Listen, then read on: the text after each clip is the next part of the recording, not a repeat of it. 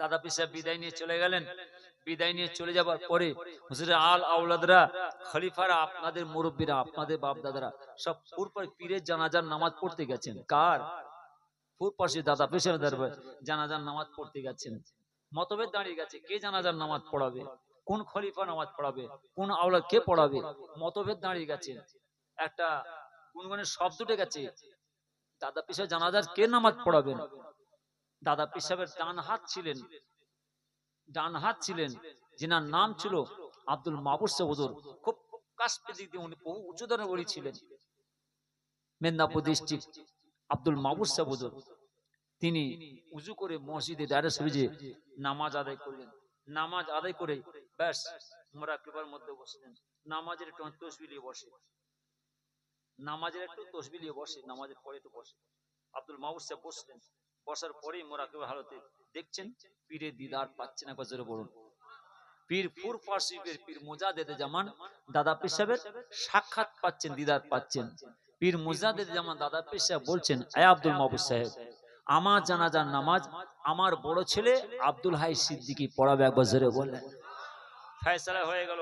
আব্দুল মাহবুব সাহেব ডিক্লেয়ার দিলেন, এ হুজুরে মুইন বতা কেনিরা খলিফারা আলা শুনলেন, দাদা পীর সাহেব অর্থাৎ আমার সঙ্গে আমার পীরে দিদার হয়েছে। আমার পীর এই মুজাদ্দিদ দাদা পীর সাহেব বললেন, আমার জানাজার নামাজ আমার বড় ছেলে আব্দুল হাই সিদ্দিকী পড়াবে। একবার জোরে বলুন সুবহানাল্লাহ। কেন ফুরপাশে আল্লাহর ওলিদের দরবারে পরিবেশ নষ্ট করে আসছে? বিপদে পড়ে যাবে ছেলেরা, বিপদে পড়ে যাবে, খুব সাবধান। আমার আব্বাজান ছোট বলতেন, বাবাজিরা তোমার দাদা পীরের দরবার নবীজির দরবার, তোমার দাদা পীরের দরবার নবীজির দরবার, স্বয়ং নবী পাক সাল্লাল্লাহু আলাইহি ওয়াসাল্লাম এই দরবারে উপস্থিত ছিলেন। একবার জোরে বলুন সুবহানাল্লাহ। খুব সাবধান, খুব সাবধান চলাফেরা করবে, খুব বুঝে চলাফেরা করবে। কিতাব খোলো, বসে আল্লামা রুহুল হাসান কিতাব লিখছেন। কিতাব খোলো, মেদিনীপুরে আব্দুল মাহবুব সাহেব কিতাব লিখছেন, ইতিহাস লিখছেন। কিতাব খোলো, নিশাতুদ্দিন সাহেব কিতাব লিখছেন। কিতাব খোলো, মইজুদ্দিন হামিদ সাহেব কিতাব লিখছেন, যে কিতাবের মধ্যে বলছেন স্বয়ং নবী পাক সাল্লাল্লাহু আলাইহি ওয়াসাল্লাম ওই পূর্ব জমিনে হাজির ছিলেন। আর সেই দরবারে তোমরা যাচ্ছ। না না না, হুজুররা খুব সাবধানে থাকতেন, একদম নাই, বেয়াদবি করতেন না। ইতিহাস কিতাব খুলে দেখো, বইটা খুলে দেখো। ও সিরাজ ভাই সাহেব গোপাল ভাঁড়ে কথা বলে যাচ্ছে, হাস্য কৌতুকের নীতিমালা। না না না, আমি কিতাব ছাড়া চলি না, কিতাবের বাইরে বলি না। কিতাবটা খুলে দেখো। ওরে বাপ রে, সেই ফুরপাশে জমিনে দাদা পেশা লাশ শোয়ানো আছে। আহা আহা, কান্নার একটা শব্দ চলছে। হুজুর আল আওলাদরা, খলিফারা, মুরিদ সব হাজির। হুজুর আল আওলাদ, খলিফা সব হাজির। আপনাদের মুরব্বীরা বাবা সব হাজির। হুজুররা বলছেন, বাবাজি বাবাজি আপনি আমাদের ছেড়ে চলে যাচ্ছেন, আপনি বিদায় নিয়ে চলে গেলেন।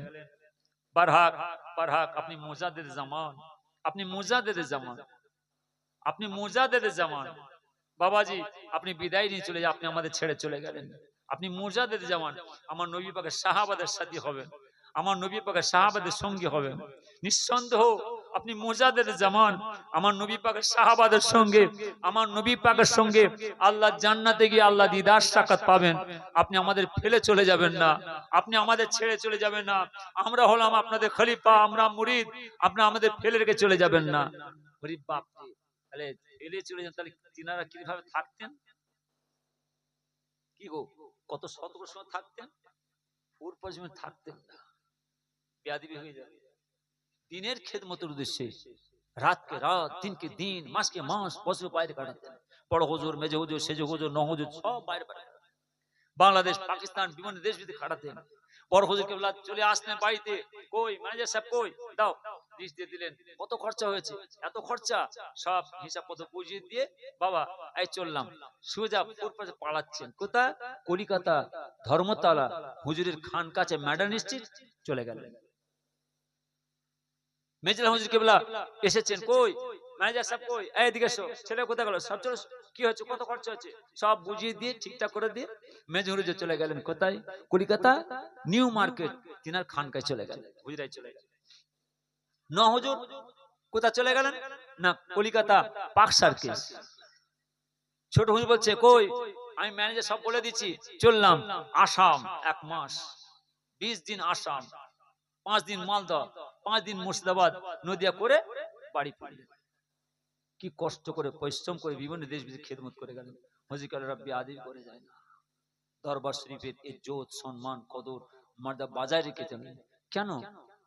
কই আল্লাহর ওলিরা তো তোমাদের কিছু করে না, কেন তোমরা গাল খাওয়াচ্ছ, কেন বেইজ্জতি করছো, কেন অপদস্থ করছো, কেন লাঞ্ছিত অপমানিত করছো? আমাদের বাপ চাচারা, আমাদের বাপ দাদারা, আল্লাহর ওলিরা তোমাদের তো কোনো দোষ করে যায় না। কি অন্যায় করেছে তারা, কেন তাদের গালিগালাজ দিচ্ছ, কেন বেইজ্জতি করছো? বিপদে পড়ে যাবে, আটকা পড়ে যাবে। যার জন্য হুজুর কেবল বলতেন খুব তাম্বি করে, বাবা খুব সাবধান, তোমার দাদা পীরের দরবার খুব বুঝে চলাফেরা করবে। তাহলে বলেন ফুর পাশে দাদা পিসের দরবার যদি আমার এই যে সম্মান এত না দিয়ে যায়, তাহলে আমার নবী পাকের দরবারটা কেমন, আমার রসুলের দরবার কেমন? হ্যাঁ, ওরি বাপরে, হাই সাহেবের হজ পাইতে ঘুরে আসে, বাড়িতে ঘুমোতে পারে না। আজও পর্যন্ত হাই সাহেব যখন মসজিদে নামাজ পড়ে আদায় করে মুরাক্কেবের মধ্যে বসে আল্লাহর কাছে কাঁদা কাটা করে, খালি তড়ফায় তড়ফায়, আল্লাহ আমি কেন নবী পাকের কাছে যেতে পারবো না, আমি আমার নবী পাকের দরবারে যেতে পারবো না। যান না, নবী পাকের দরবারে যাবেন, রসুলের দরবারে যাবেন, খুব সাবধান, খুব সাবধান, বিপদে পড়ে যাবে। বিসমিল্লাহির রহমানির রহিম, সাল্লি আলা সাইয়্যিদানা